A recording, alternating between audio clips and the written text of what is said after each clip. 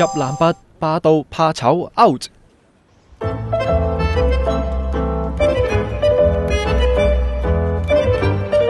哇！晨咁早咁多人排隊，唔講以為劉華開演唱會啊！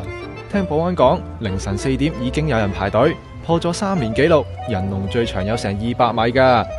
琴日男拔小學搞咗2場入學簡介會，第一場1004個籌一早派晒，關乎家族命運，梗係緊張啦。學校講咩？抄。屏幕有乜嘢？影啦。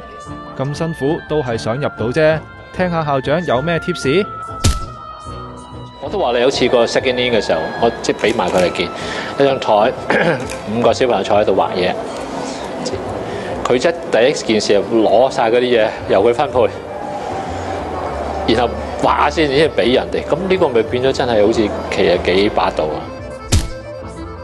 佢話俾我哋聽咯，即係真係個小朋友好怕醜，因為咁如果怕醜，佢真係好蝕底咯。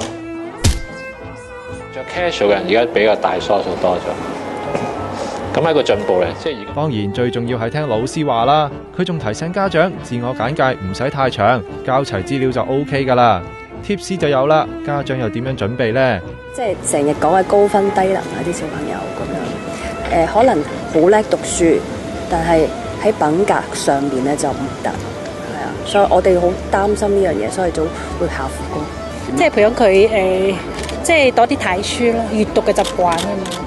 出年有成46000人升小一，比今年多成1成。男拔亦都預計今年會有超過2500人報讀。